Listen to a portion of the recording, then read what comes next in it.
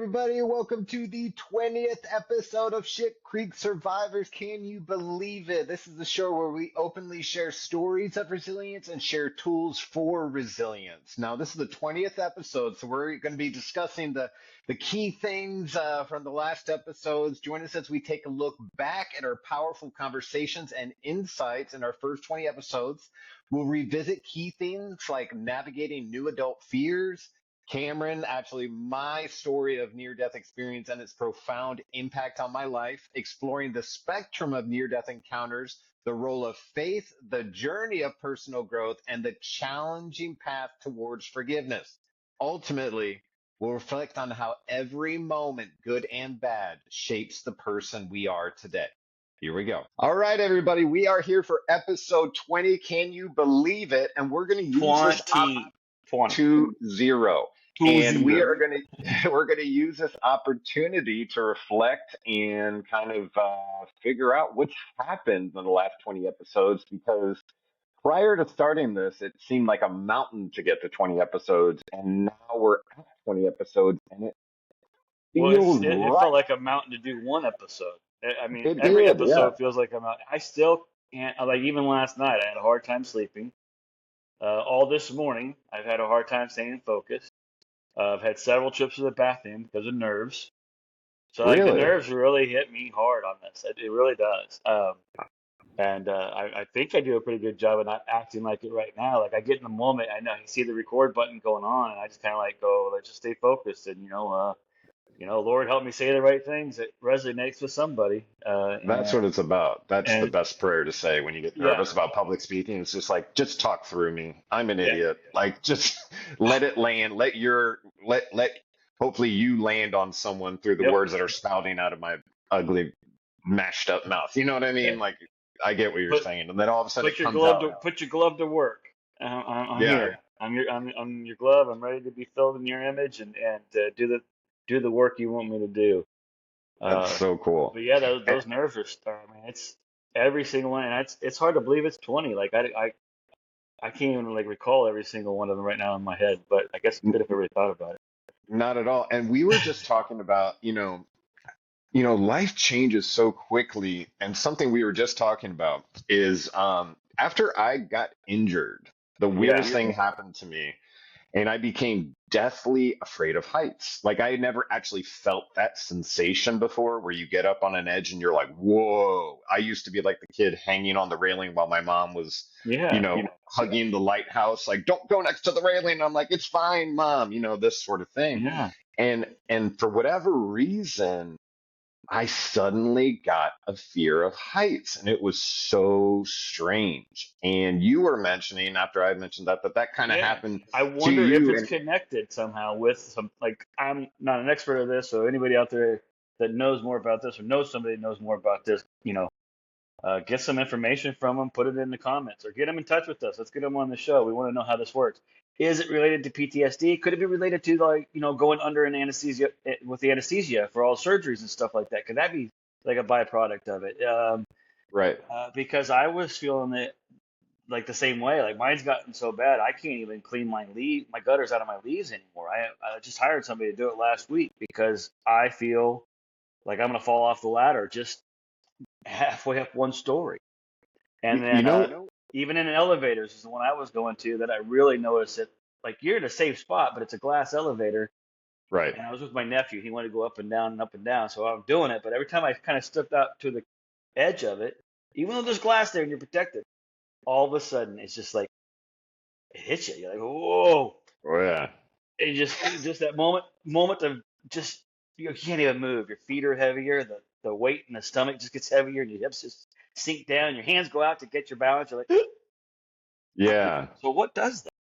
What I does I don't know. It's probably a combination of a whole bunch of things. My dad had issues with his equilibrium towards the end of his career in law enforcement, or maybe after his career in law enforcement, or wherever.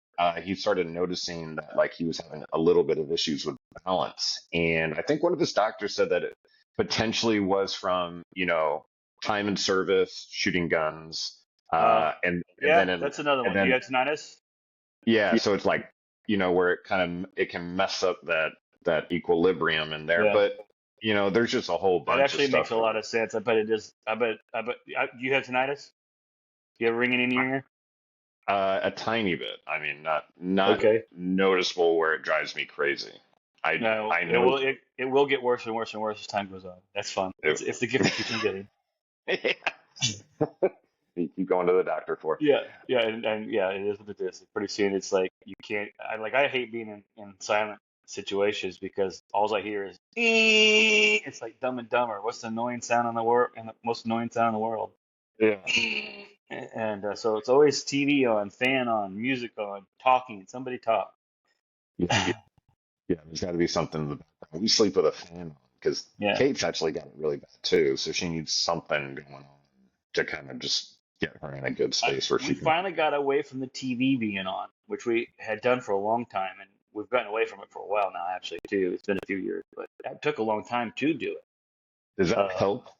I think so. Now, I found a good noisemaker that has like ocean sounds. I love ocean sounds. Julie likes the ocean sounds. So it just sounds like waves hitting the beach, and it's Cool. all night long, rhythmic, soft, soothing, and it disrupts that complete silence, which is what I want, and it helps with Julie a little bit too. And I guess I mean she hasn't said that much about it. I guess I'm just thinking about me right now, but That and then that's you don't have that's the TV lights on. The TV lights while you're sleeping, even when your eyes closed, are bad for your eyes. What they say. So that's why we got away. We try to get away from the TV. it's so funny because that you bring that up because I've really considered that because my dreams at night, would be so bad, right? But I feel like sometimes I'm like in an effort to stay focused on something else, as I go to sleep or as I'm sleeping, I'll have the TV on in the background and I'll almost be like listening and kind of like living through it Yeah. as I'm falling asleep so that I don't have to deal with what's going on here. But I'm pretty sure that while I'm sleeping, now my dreams are being influenced by whatever energy I'm hearing in the background, whether it And be that makes total action. sense. Yeah. I And bet so you it's true. and so it's like you gotta choose a side because I have slept in the last couple of years without the TV on, and it was almost odd. It was harder to fall asleep, but it was odd waking up and being I could almost sense like a calmer or a cooler. You know what I mean? Like I wasn't Okay. waking up like "Rah!" and like running down to get my cup of coffee to kind of like run from whatever I just came out of. It was just more like a here we are. And Nice. it's so silly that It's so I much don't more do it. peaceful and Yeah. yeah, there's I haven't tried any of them, but I've been interested in trying them. You see them on the ads on them, and it's like a green light and a green noise or something like that, and Oh like yeah. it'll shoot the green light around in the room a little bit, but then it has this like green noise, and the little test part of it is that's the noise. It's I mean I just I'm in awe in the commercial going this I think this will work. Oh, I think this will I work. know what you're talking about. It's like So it's, take yeah, I don't take know. It just totally like took all my thoughts away, and it didn't really make me sleepy. It just made me feel peaceful. right. And I just like, I mean, I'm not looking at anything specific. And but what's probably even better is I'm not looking at the lights off the TV or the phone or computer screens and stuff like that too. That's bad for your eyes. But Yeah. well, overly exposed can be Back bad. to the elevator and the heights thing. Again, I just think that's like an interesting thing to point out that both of us later in life had this sense of fear show up out of nowhere that we didn't even really recognize. You know what I Right. mean? It's like, what the heck is going on right now? It, I wonder if I it used can to also, jump on elevators. You know what I'm talking yeah, about? Be like, huh? Ka-doom, ka-doom, yeah. ka-doom, and just like, Imagine if it falls, you got to jump at the end right before it hits to save yourself. exactly. So it's funny that, you go from this era of like that Yeah. fear isn't even there. I And then used to all of a sudden, rappel down buildings and mountains and stuff and different training yeah. scenarios. I mean, all kinds of rappelling and So it's funny. What ended up happening is I was so upset by it because Kate kept telling people, "Oh, Cameron's afraid of heights," and I'd be like, "No, I'm not. This is just like this is I'm not happening afraid. because she was like shocked too. I think that it had like come out of nowhere. I Yeah. had been in situations with her where I'm like pressed on the glass and it doesn't matter and all this kinds of stuff. So I had had enough of it and we were actually blessed. I don't know how many Christmases ago, but we were able to take our whole family. So Kate and I, my sister and her husband, and my mom and dad, and my mom and dad are both from the UK. I was born in the UK, and so we went to London for Christmas, and it was really neat. And instead of doing Christmas stuff, Kate asked me, and I think the topic had come up on the way over, with like the plane. I think I was being asked, like, are you okay? I'm like, I'm fine. What are you talking about? You know what I mean? But I did, like, and Kate asked me one morning, she's like, what are we going to do today? You know, I think my sister Robin was doing something with her husband, Matthias, and my mom and dad were kind of hanging out. And she's Well, like, that's what a are we name. doing? That's quite the Matthias? name. Yeah, that's a name.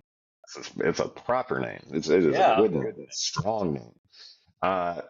So they're doing their own thing. And Kate asked me, what do you want to do today? And I looked up the tallest building in London, and it's called the Shard. And it looks like it just glasses, like glass, and at the top it's rigid, like the glass is broken, like a shard of glass. And the Yeah. roof is exposed. Uh, and Oof. it's kind of like a Empire State Building sort of deal. You know what I mean? I'm like, that's where we're going today. Is it tall And enough to feel it rock a little bit with the wind too? oh yeah, it was Uh, super tall I'm I'm feeling anxiety right now just thinking about and it. I would too. I would too. But listen to me. All Like right, you even got thinking something. I about it, like it. I like going up there, like I went up there and I had to stand in the middle because you come up and it's like almost like a turf area, like you're standing on, and all the walls are glass and there's no like railing. So I was like, oh, it. really scared. You know what I mean? But with Kate there, like going, "Are you okay?" I'm like, "I'm fine." You know what I mean? And by and so I got like closer and closer to the edge. I was basically like I felt like I was crawling up to the edge because I didn't trust my legs even. Like that's Yeah. how much the fear was hitting me. Like, my legs were going out, but I like Mm. got to the point where like I am not leaving here, you know, I don't know what I was doing. I was like, this just sucks. I'm facing it. And so I was able to get up to the glass. I literally think I walked up to the glass with Kate holding my hand. You know Yeah. what I mean? Like, I'm a former police officer injured in the line of duty, and now I can't stand next to this glass wall. And she's holding my hand, and we start taking pictures. And so we started acting more silly. And so now I'm like able to kind of like test out a little of a jump. And the and the building didn't fall. I was feeling exactly how you're feeling. And by the end of it, I was able to really scarily, and especially since you can feel the breeze and all that kind of stuff, like go all the way to the top, press my face on it, lean into the glass, and like I didn't die. But then the funny thing is like now we're going. So we kind of like I'm almost like working my way to the elevator. I'm like, but I got to go pee really quick. And she's like, all right. So I run to go to the restroom, and it turns out the restroom stalls are actually on the glass. So you're looking out floor to ceiling glass while you're using the restroom in the stall. And I was able, and something, this is probably oversharing, but something happened to me after I got shot. I suddenly had a lot of trouble peeing. Like the anxiety was so high. Lots of times I needed to pee, but I couldn't. You know what I mean? I was just In like public. that in public, at home, Okay. anything. Even now, if I get super worked up, it's like hard to pee. It happened after I got shot. I don't know what that is. If anyone out there knows what that is, like it's getting better.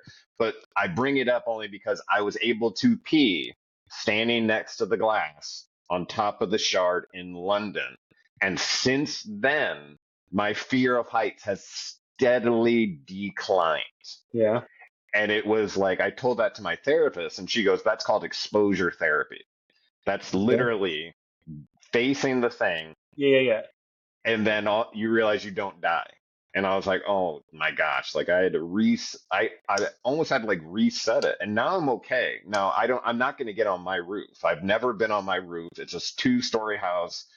I don't want to go up there on the 20-foot ladder. And then, any other house I've had, I think usually I'm working on like the first floor, and you have this idea that you could survive that drop, or you could grab something on the way down. Even the gutter, if you were falling, you could just like grab it and tear it down, something. You know what I mean? Yeah.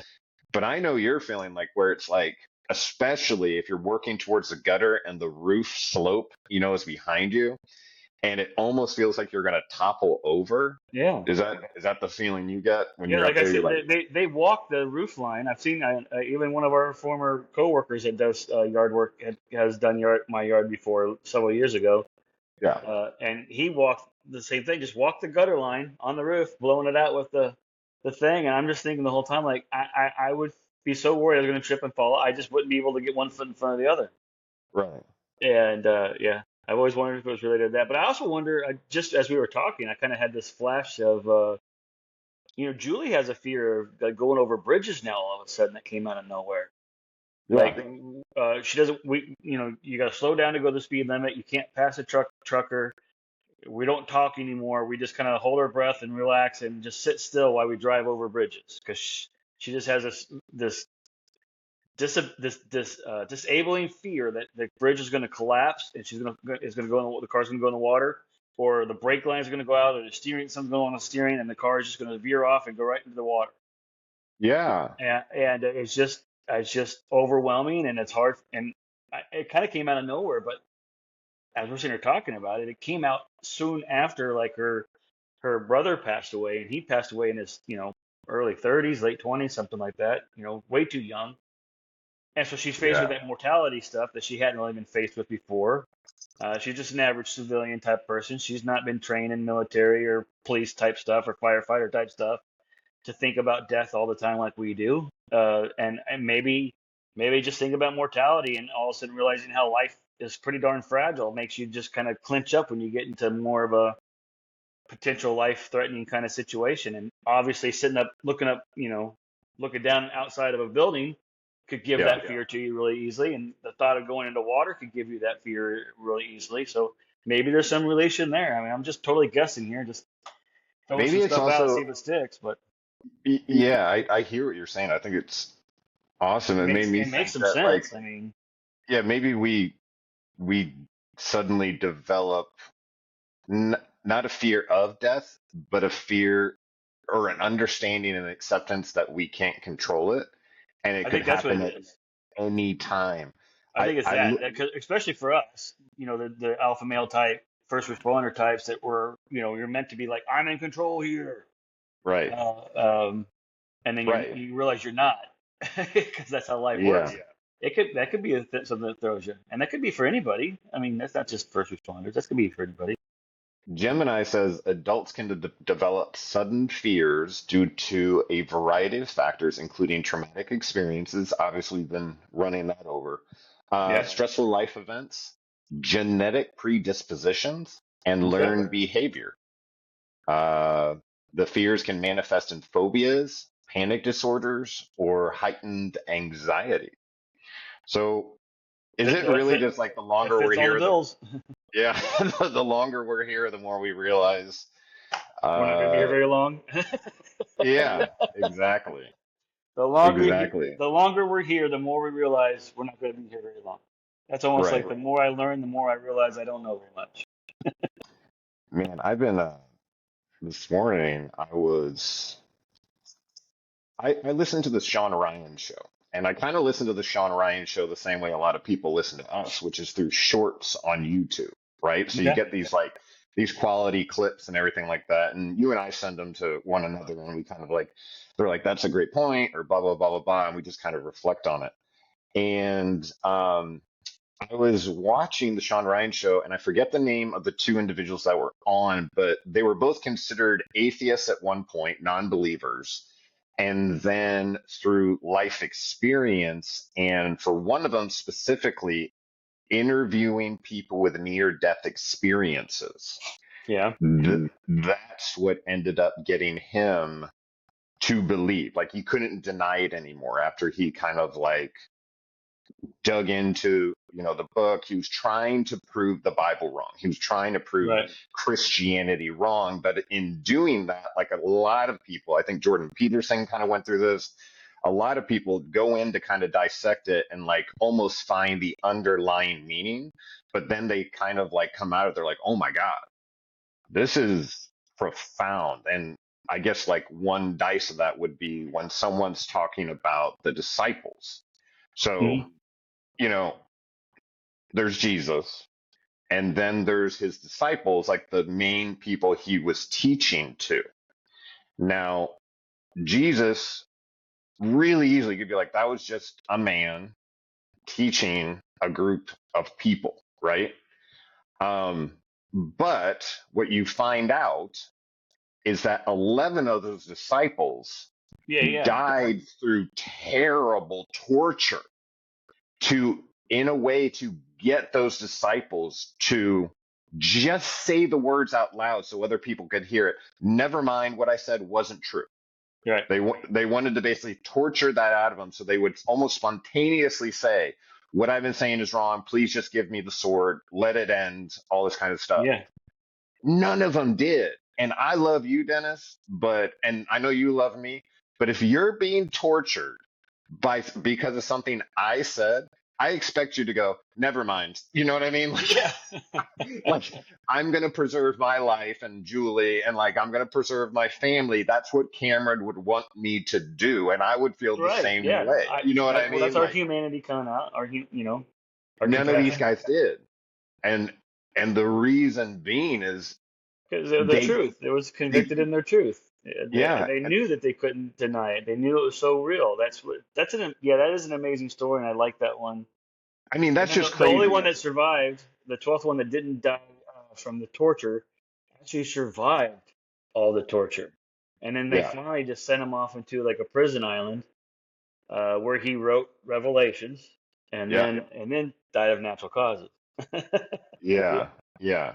So it's funny how like this whole walk we've been going through, it's like I'm not a big Bible and religious person, but I kept finding little nuggets of truth all over the place and like humbling nuggets of truth if I were to accept it. You know what I mean? Just like, for a long time, ego was in my way, and then just the acceptance that Ego's God always made. going to come back. Ego's always going to be a problem. You get it through your head. Once you become a Christian, you're not perfect. No, I know. And that's like And the, that's what everybody else needs to realize too. We're not professing perfection. We're just professing that we know somebody that did it, and we kind of yeah. believe that they're the real thing, and we kind of just want to follow that. We're not telling And you you have to. we're yeah. just we're just saying like this worked for And us. so for a long time, I was looking for people who were doing the same thing as me, as chipping away at the book, chipping away at like, whatever's been said and how man is saying it and God's not saying it to us and, all this kind of stuff, poking holes in religion, finding all these like different things just to prove it wrong. You know what I mean? Because in a way, for a long time, now that I reflect on it in hindsight's 2020 is I felt like I was not worthy. So Mhm. I almost wanted to discredit the thing and not want to be part of it. Be like, oh, I'm not part of it on my choice because it's not actually fair. It's not actually right. It's not real. It's not this. It's not that. And you kind of like tried to tear it apart. Um, but the thing that I kept falling back into was my near death experience. Like, Mhm. what the hell was that? Because, like, my whole thing on a daily basis, I hate to say it, but like, I want to get away from the pain and, mentally, spiritually, physically, whatever it is. Like, that's my constant. Like, I'm always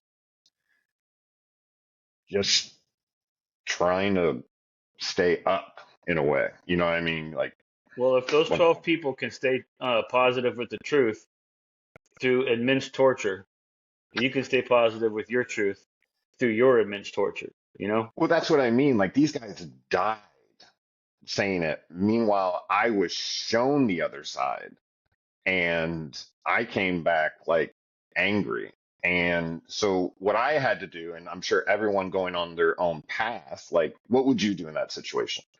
You'd probably start looking up other near death experiences and Yeah. seeing if they paralleled kind Sure. of like what you experienced, right?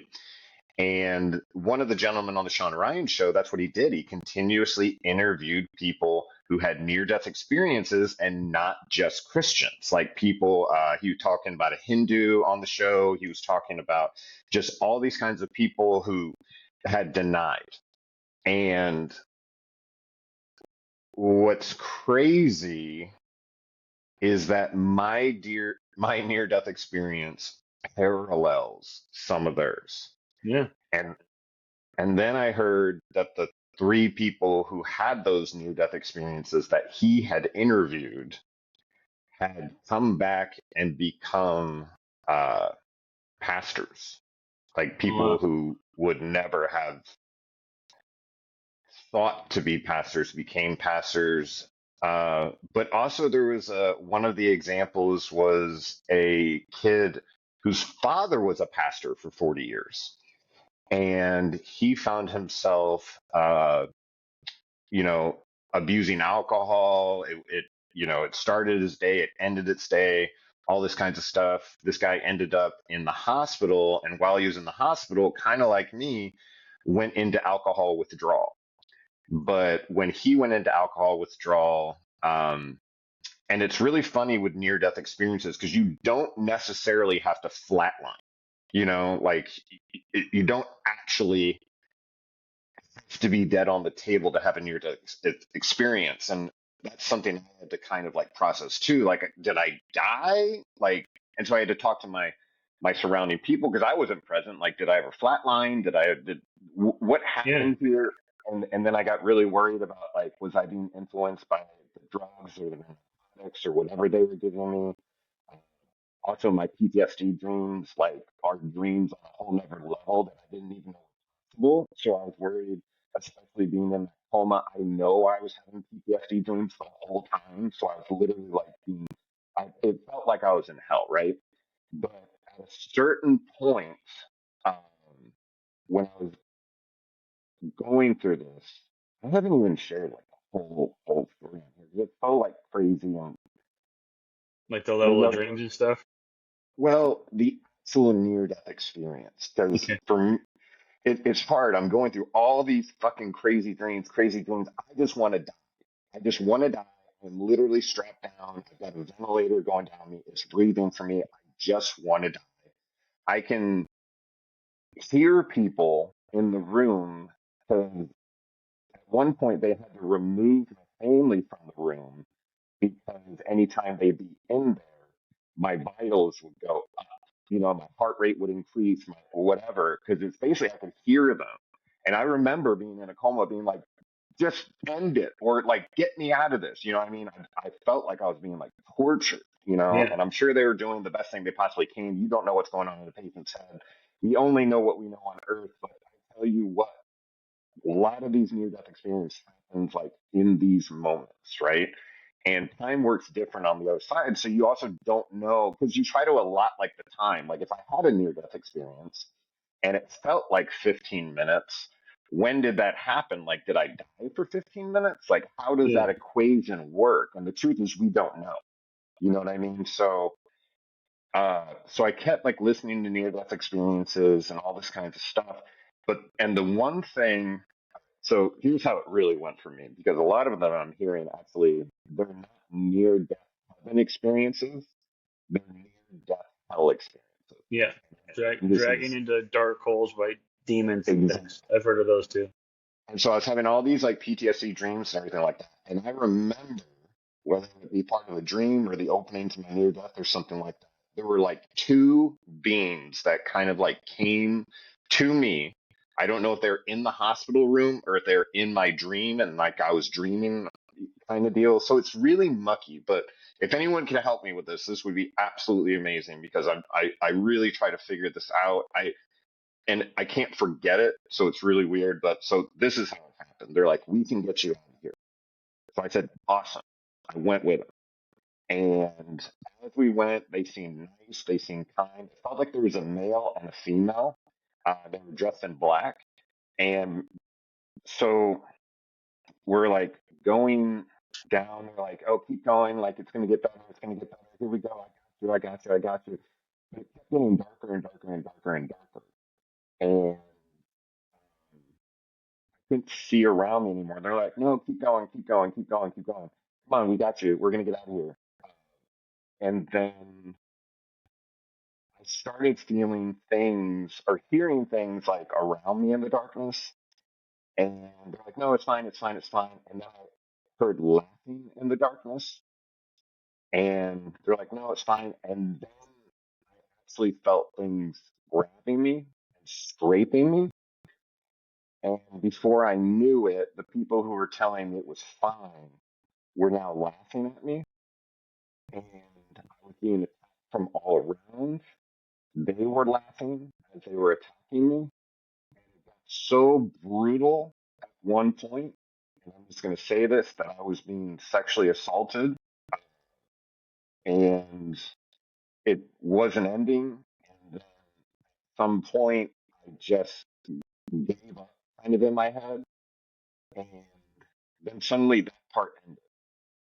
And I was in another place, and it was like I was coming out of the darkness, and it looked like almost like a huge cave filled up by like fiery light.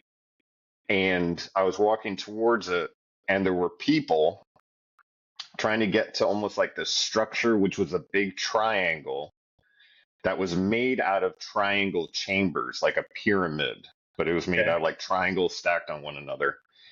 And the deal was, if we wanted freedom, what we had to do is make it through these chambers, and the person who gets to the top would win.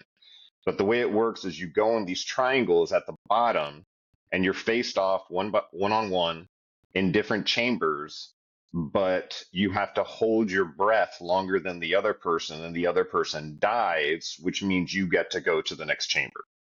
Oh wow. So And then you I become was Batman. so I was debating whether I was going to do it, right? So I'm like, I'm going to do it. Well, really, I was like, I'm going to do this. But I noticed three religious figures standing on the side of the line, choosing not to participate. And it was a, a black male wearing purple. I believe there was a white priest wearing white and black. And then I believe there was uh, someone of Jewish faith. I don't know for sure, but without saying anything to them, I was like, "Why aren't you participating? This is the way out." And they didn't say one word. And so I got in the bottom chamber. I was a swimmer my whole life, so I can hold my breath, or at least like I thought I could. I'm sure it doesn't really work and all this kind of stuff, but that was like my belief. I can get out of here. So got through the first one, got through the second one, got through the third one, and then when I got to the very top, I was faced off against this woman with dark hair, brown eyes, and we're in the last two triangles that would get you to the final triangle at the top. And right in that moment, it came over me. I was like, I can't kill this woman. I can't kill this woman for my own freedom. It's not okay. And then this sudden thought of like, and rush of just like, I am a sinner. Like it just came over me. I was just like, I am doing the wrong thing. Literally trying to earn my, like, make my way out to Yeah. freedom by hurting other people. And it clicked to me that like I had almost been caught in like a lie in a game. And then I, I so I gave up. I accepted I was dying, and I died like I drowned. And after I drowned, which is not a great way to die, I was falling into darkness. And as I was falling into this darkness, I yelled out, and I knew I was going to hell, or wherever I was going. I knew I was going to this place of pain. I knew I had no hope. I knew I was wrong, and I knew I deserved it. And I said, Jesus, please forgive me. And everyone else kind of knows the story from there. I Like, was gonna say that's like that was that's the part that when, you had left out before it was just like all yeah, darkness. I was always yeah. wondering if you had more to explain about that. You had more to talk about that one. It's so hard to tell the whole story all at once because there's so many sections of it to like kind of like dice up and try to understand Well, how long that. were you in a coma? How long were you in your coma? I Like was in a coma for 5 weeks. 5 weeks, yeah. Yeah. So yeah, you're trying, 30 minutes to try to explain 5 weeks of coma dreams and realities or near death experience, however you want to code it or word it or verbalize it. Yeah. That's a There, long time. It's a lot there, of there, information. there Of course, it's was a hard to put it all point. together. There was a point because again, I had to like seek where did this happen? You know what I mean? Am it's so confusing because you're like on these drugs and everything like that. Like, when did this happen in this 5 week period? And this Yeah. probably makes no sense now that I'm saying it. And so what I chalked it up to was like, when was I the sickest? And they're like, well, you had double pneumonia, your right lung collapsed, you were on a ventilator, no one was allowed in your room, and you had a nurse assigned to you 24/7. So like I had to be like, okay, maybe that's sick enough to have a near death experience, while everyone else is Well, like, you were like dying on the table, like for real. Like you never flatlined, but you were there. And so I it's yeah, just but also funny. like when does your soul leave your body when you're getting near Right. death? Does it leave after your heart stops, or does it leave before your heart stops? Does it That's leave what I'm after you saying. have brain So activity? Does it leave before you have brain activity? Yeah, there's no way to really know that one for sure. and I'm They an do. investigator. I'm an investigator. So You I want to know? actually Oh, there was that I one thing about how the body weighs a little bit lighter after death, and they say that that's the weight of the soul. didn't know that. There, yeah, That's there's a interesting. that. Yeah, that's the whole thing. I don't want to say like I don't want to try to cite numbers or anything like that and be way off. I just remember reading something about it or watching something about it a while back that, yeah, a doctor decided to start weighing patients like the day before they died and then the day after they died. And they were always consistently like a certain weight less. And he concluded that that was the weight of the soul. And it was something, I don't know. I feel like it was an absurd number, So like a half of a pound or something. Something weird, but it was a consistent one. Whatever the number was, yeah. it was consistent. And that's what made it seem like odd or believable or possible or however you want to verbalize that. Yeah. That's super interesting. Yeah, just something to look Anyways, into. I didn't mean to interrupt you too no, no, much, no. I kind of went off on that tangent. It's just but you like needed to. it, it You needed to share that yeah. 'cause And it took that's me. All right, so that's a great segue. It took me 20 episodes to get there. yeah. I have given this. I have it's and so that means it's taken me over 10 years to get here. Actually, no, because I got shot 10 years ago. The near death experience happened 9 years ago. So on the well, I went into the hospital on the anniversary. I don't know when the near death happened on. Some between there and 5 weeks later, Yeah, somewhere in there. and it could have And been a then it's just combination of a couple different moments. I mean, like you feel like you were drowning when you gave up and drowned because you felt like you couldn't make that let that other soul die in the drowning, and then your lung collapsed because of pneumonia. I mean, I feel like there's some sort of connection to that too, probably. Your body, me what your too. body felt, your mind was thinking about, and correlated it into your dream if it was, or even your near death experience if that's where it started. Yeah. Um, Again, I know these are the questions you're asking. When does that start? When does it not start? And those are great questions. I'm just kind of saying it again to make sure I understand it and make sure I'm Yeah. reverbalizing it so other people who maybe understand it or understand what you're saying. So so But that's it. so what I Where does needed to it hear. cross over? When does it go? Yeah. Because some of those things. What I wanted to say also real quick. Sorry, I just Uh, got to throw it out real quick. Some of the thing also could be shit. Um, Everything that's happened to you in your life. Like if you've ever felt like taken advantage of or bullied or mhm. laughed at even as a kid, you had that in that moment of all of your so like all of Yeah. the either all the bad things you have done that you know were bad that you shouldn't have done, that you felt guilty about, anything that happened to you that made you feel like a victim or innocent or weak or not as strong as you used to be, like the sexual assaults were in your dreams and you had something like that as a kid. I mean, you know what I'm saying? Like I feel like those correlations happen, but maybe that's also exactly when you're supposed to atone for those things, just like you did. Maybe that's Yeah. exactly how it's supposed to work for the faith-driven parts. I don't Yeah. know. Okay, lots of content there to dissect, and And so we don't have the time or the intellect to really get into it, do we? well, that's Some what anyway. happens is I got so bogged down in the details. I got so Yeah. bogged down in the details. And then recently I heard another near death experience again from that gentleman who's on the Sean Ryan show. And he was talking about a Hindu gentleman Okay. who, if I can remember it correctly, the Hindu gentleman obviously wasn't Christian. Um, I think he did well in life. Yeah. So, are his dreams more about things that happened in his life, or in his religious belief? Were there more Well, something no, something he cow ended up themed, or I guess would be a very general Hindu well. statement to put in there, but Well, he also, I think, he had a medical emergency, and somewhere in that medical emergency, a couple of beings came to him and said, "Hey, follow us. Everything's going to be okay." There you go. They took him into the darkness and soon changed on him. Again, this parallels the two other stories. Like Right. one of the pastor's kids said, like a woman was leading him who looked more beautiful than he had ever seen a woman.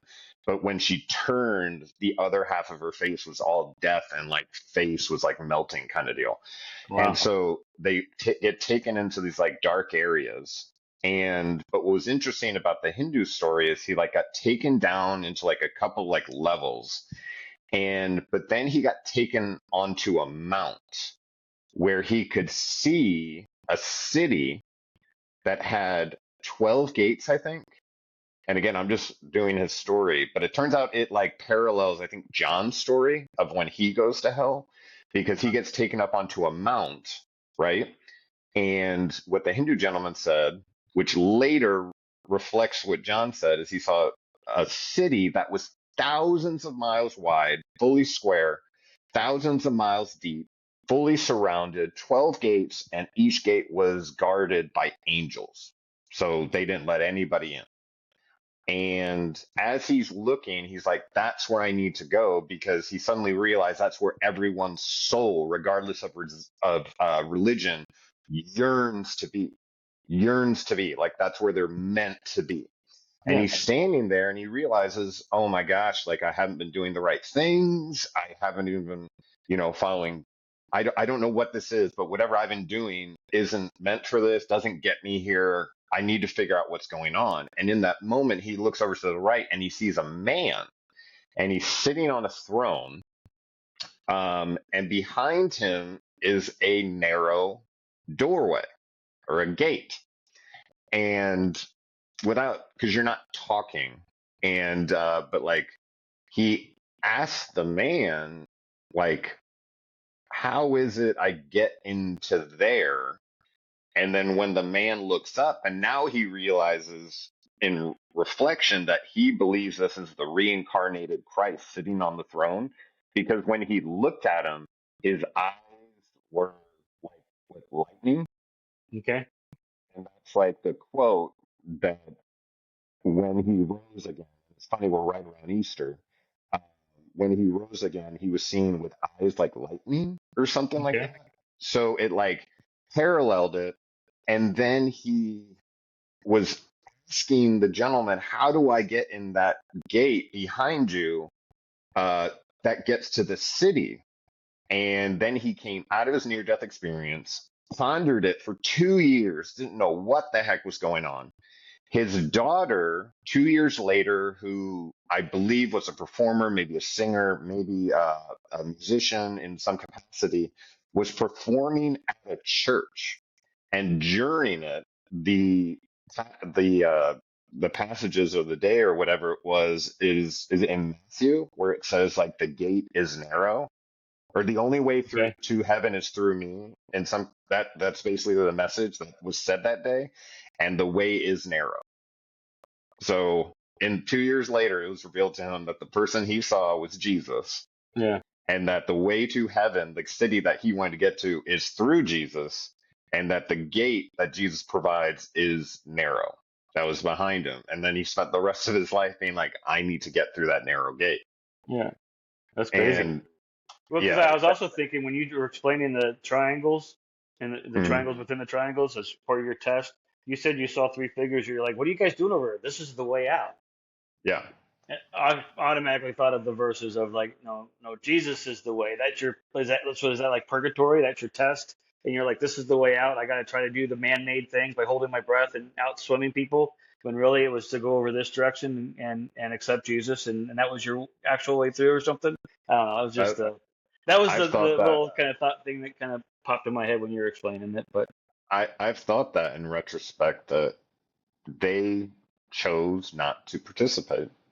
They yeah, chose the hard road. They accepted death and said, I will not hurt somebody yeah. to save myself. Like, that's not Okay. the way I work. That's not the way my faith works. That's not the way Jesus works. I will stand firm here, although everything's going to collapse on me. And reminded me. And again, we're not like this is so weird. We're having these conversations. We're just doing it out Yeah. loud so people can hear it. And it's just it everything's just crazy. When you start to believe in a little bit of magic, Yeah. anything is possible, you Yeah. know? And we've limited ourselves so much to like the only things that are real are the things we can pick up, you know? Right. And And really it's needs to be just, the opposite way, right? yeah, it's Yeah. so limiting. I've also had this thought before a long time ago that I know I shared that one parable about the long chopsticks for the difference between heaven and hell, but another heaven and hell would be basically it's the same place. It's like I don't know how to explain it. Let's say like the nature shows, the surviving in the nature shows, like a Bear Grylls or the Yeah, first Alaskans or something like that, where you're living off the grid. You don't have running water, you don't have running electricity. Everything's like burning something for heat or for light. All those little tricks of the trade or whatever to live off the grid.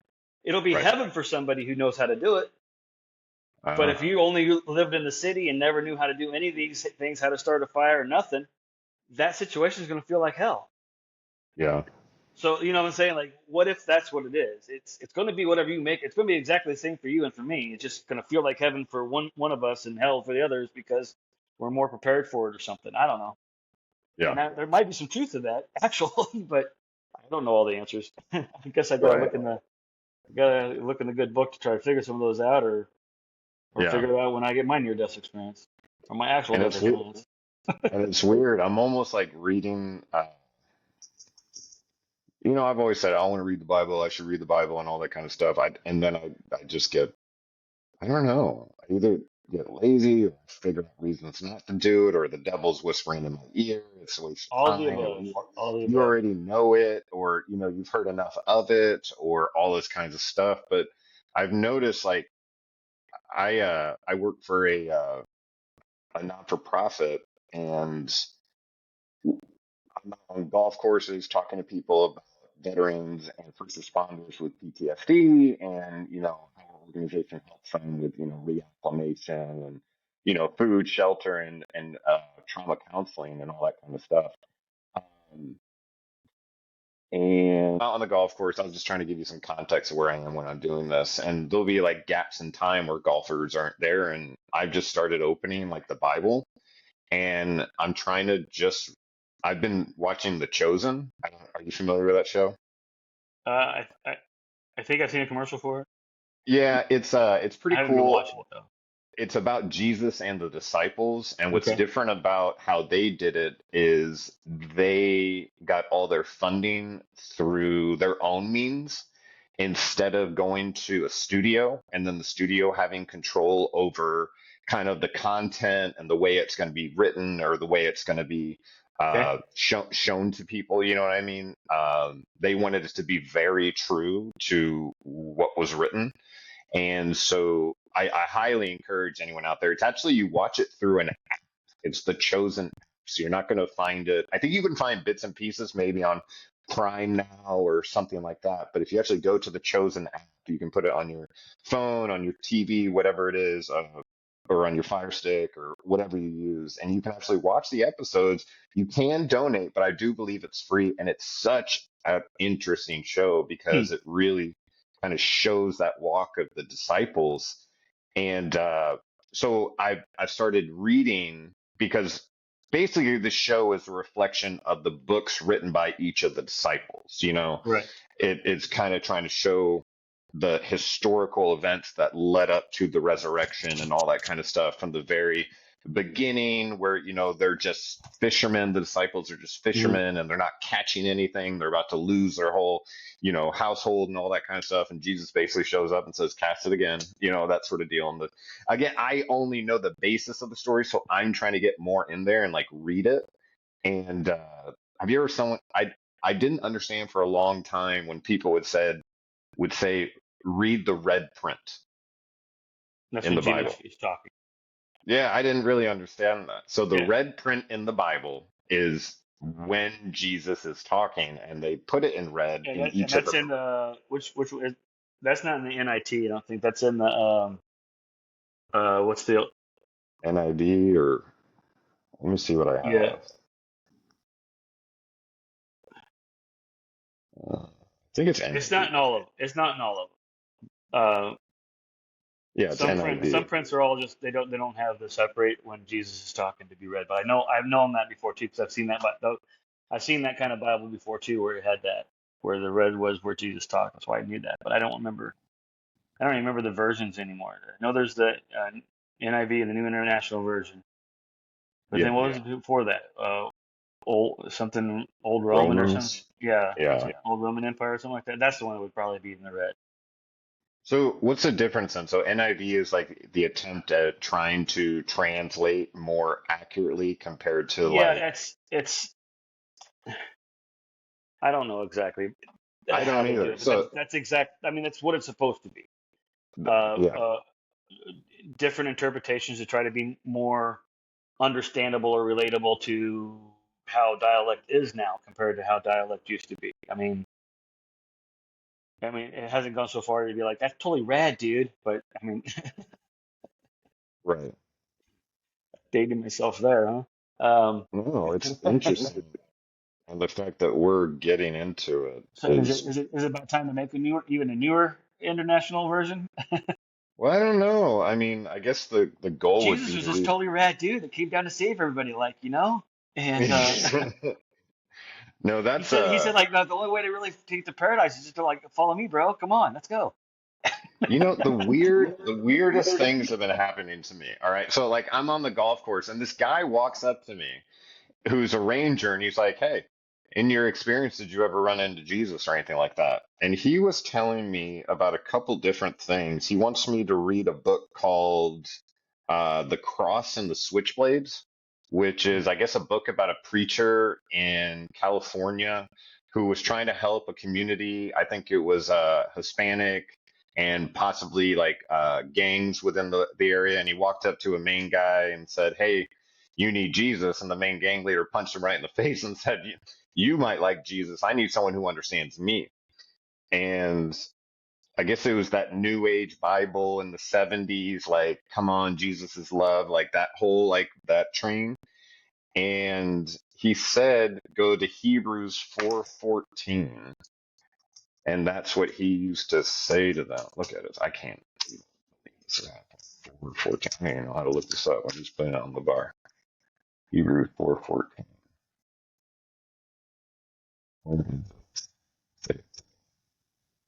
Yeah, so here would be a good example. When you're looking this verse up, look it up in the NIV, look it up in the Old Romans one version, or whatever different versions you can look it up and see how it's written just a little bit differently, but all saying basically the same thing. And just try to take some of the bigger words out with the newer versions. Yeah. Therefore, since we have a great high priest who has ascended into heaven, Jesus, the Son of God, let us hold him firmly to the faith we profess. Okay, well, I don't understand that. What the guy was saying to me was that somewhere in Hebrews 4:14, it is basically what that priest said to the gang leader was that Jesus, as a man, didn't just not succumb to the temptations of the wilderness, but on a daily basis, he was tempted by every single thing that we're tempted by on a daily basis. Hmm. He was just the only person to be able to not succumb to them. So that was really interesting because he was saying to this gang leader, does this sound like you? Like, does this sound like someone who's Yeah, relate with. rolling who's Yeah. that you can relate with? Yeah, Yeah. someone who's on a daily basis struggling, doesn't know what to do, all this kinds of stuff. As a man, Jesus had to walk through that too. And again, I don't know a whole lot about the Bible. I tried to look it up and everything like that, but just that quote when that guy said that to me came up out of nowhere, said it to me. I'm like, wow, right or wrong, why is this happening? Like this guy Yeah. just walked up and just put that in my ear, and now I'm sitting there pondering, okay, well, Jesus did go through this. It's not that he went out into the wilderness and fought the devil and won. Of course he did. He's God. But, it's him as a man on a daily basis deciding I'm going to keep going. You know what I Yeah. mean? And re- re- I'm going to live the way I'm asking people to attempt to. Yeah, yeah. Yeah. So He had I to thought prove that that was he had to prove that it could be done, even though he knew that none of us could do it. exactly. But to aspire, to try to aspire to it. Yeah. And then just like it's just a weird thing. We've talked about it before, but You once should. you What put did it tell you? What version you looked that verse up on? There, did it say? uh English translations, New International Version, I could change it. There's the New Catholic Bible, New Century Version, New English Translation, New International Reader's Version, New International Version, New International Version UK, Wow. New See, King I told you, so James. many different. Yeah, King James. King James is another version. I think that would have the red printing for when Jesus talks. got it. Okay. So Maybe that's something so like that. for me beginning like that seems like I can handle that. Like I can handle I don't think I can handle the whole beginning of the whole Old Testament straight out of the gates. Like I'm just getting into it. So what I'm trying to do is like focus on what's right in front of me and what saved me. Yeah. Jesus, when I called out, it saved me. Then So now I focus gotta on the like, New Testament because that's all the different books of the 12 disciples and their stories. The same time frame, so you get to read like one person's perspective and another person's perspective right after that, going through the exact same things, the exact same time frames, just how they see it a little bit differently. yeah, just And like you talk about a lot, like the different angles. So there, yeah, it's interesting how like they see different angles, but the core of the stories are all the same. Do yes, you know what I mean? So that's yeah. like a really The interesting truth is thing still in the that middle. It's just they're just different ways to look at it, and it's all still the exactly. truth. It's just different perspectives. And what a good way to do it, because if you just had one person telling you, "Oh, this is how it went," you'd be like, "Ah." But if then you get three witnesses and you're like, well, "There's something." Now you got 12, so you've got Yeah. 12 angles at the same story. They all reflect the main core value, but all of their visions are different, not only from the angle that they're seeing them, like my body or your body, but it's with my beliefs prior to coming Hmm. into this, with my life prior, with my experiences prior. Your All these understanding men were, prior. yeah, and yeah, all these people were different. And it again, I encourage you to watch The Chosen because it Mm. shows they did a good job of showing how they were not alike, how they did not actually understand why the other person was part of the group. You know what I mean? You Yes. like, and again, I'm not gonna. I encourage anyone out there to kind of just take a peek at the different angles and the different stories that are kind of like looking at them. That's what I'm starting to do. I don't know how it's going to go, but I will update you. And it's just really You'll find a interesting. couple angles that you relate with a little bit more than others, and that's probably kind of the point. Yeah, for sure, for sure. And Yeah. I mean, what a great way to do it because otherwise it's right or wrong. But if you look at it from different Yeah. angles, you're like, oh, okay. What's that? There was a guy that talked about the Bible on a thing going around. Like it's popped up a few times. I need to like try to memorize it better so I can do it justice. But he's like, it's not just a book. It's a book of 66 books written by like 16 different authors and spanning over like so many decades or hundreds of years or Yeah, thousands of hundreds of years, years. and uh, um, uh, the cross relations between all of them are perfect. Like if you were all the cross references and put it like on a computer program and showing them all, it would make like this perfect design of how it's all put together. It's just really put together like a man didn't do this. Right. Yeah, it's unbelievable. It's very very layered. It's very very structured. It's very very. I mean, it's a supreme design. I mean, somebody designed it really really intelligently, and you're trying to tell me they just happened to fall together that way without some purpose No. behind it. Yeah. Yeah. And it's funny, I heard someone say recently, it was like, whether you subscribe to God creating the world or you subscribe to the Big Bang, both require at the very beginning just a little bit of magic. Yeah, The or a little bit of belief, a yeah, little bit of because hope, a little bit even of faith. the Big Bang can't explain why it happened. Right. It's the idea that it did happen, and this is what resulted in the But wake of it. but why are so many people so dead set on trying to say it's one or the other? Why can't it both be both? I Why don't can't know. it be like a Big Bang that was designed by God? That was him speaking into existence. Because it's easier to understand if you can discount it. That's what I think it is. It's Yeah, it's it's probably. it's it's They try easier to keep it to separate so they can try to explain it without God, just so they can try to explain it the best they can as a man yeah. with what man knows. That makes sense, I guess. But yeah, I think it's probably both. I think a lot of things that we can't explain with science is explained by God. A lot of things we can't explain by God can be explained by science. And like God is science. God invented science. I mean, so how could you like just how is he out of science? I mean, I don't get it. Right.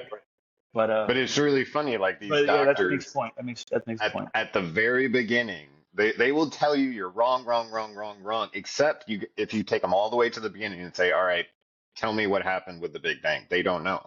It requires a little bit of magic. Yeah. Like, Well, and so yeah, I they're remember like, I remember learning in probably anatomy and physiology in high school when I was going for respiratory therapy school. Somebody was talking about there's actually like there's a God gene, our God cell that they can yeah. actually separate and it will disappear and reappear back on the other side of however it was buried off. And they can't explain why they can't contain it. They can't Yeah. explain why it keeps doing it, so they call it the God particle. So it's whatever And now that science was can't explain. I learned about that Yeah. like 30 years ago. So I don't know if that's been expanded on. It may have been. Maybe they found a better way to explain it. Maybe they haven't. I don't know. But I remember hearing that before, and that just helped. I don't know. I feel like a part of that kind of helped me with my faith deep down inside. And that, like I said, that was 30 or 40 years ago. Yeah. Yeah. Very cool. And It's an it's amazing place that we live in. It really is. If you really break it down, I mean, more so than just seeing a beautiful sunset or a beautiful sunrise type of thing. It's just very, very unique, complex, beautiful, yeah. brilliantly put together. If you really start breaking everything down, how our bodies work, how the earth works, how nature works, how seasons work, how everything, comes together just perfectly balanced. It's like, what did Sheldon say to his mom and the little Sheldon? He's like, Mom, did you stop believing in God? And she's like, oh, don't worry about it, honey. Then all of a sudden he goes, do you know that if the gravity was a slightly stronger, then everything would collapse on itself? And if gravity wasn't just as strong as it is, we'd all fly apart. And she's like, what are you getting at? He's like, well, it just seems to me that gravity is exactly what it's supposed to be, perfectly put together. And that just gives you the reason, that gives you at least the possibility that there is an ultimate designer. And this is the guy that doesn't really, he's an atheist, even as a kid, he's an Right. atheist in the show. He's like, it makes me think that maybe something really is, it's a possibility that that's something that you can't explain because out of billions of people on this earth, you were the perfect mom for me. And Yeah. who could have put that together? You know what I'm saying? Like, so he was, even with not believing, he was trying to get his mom to believe again because it's just kept the world balanced for him. Yeah. There's something And poetic in there. There's absolutely. something And he poetic could in there. there's something being observed that can't be defined, Yeah. understood, categorized, anything like that. You mentioned gravity. Gravity is such a weird force because it actually, I learned recently, is separate from all other forces. Because if you take a ball and you spin it, you have centrifugal force, right? Which is going to cause anything on that ball. Say the ball is wet. If you spin it, the water is Yeah. going to fly off, right? And we're told that we're spinning. Not only is the earth spinning, but the earth is then spinning around, and then there's other things spinning around it, and we're kind of like moving all around and all this kind of stuff. And you think with all that force, wouldn't we be flying off?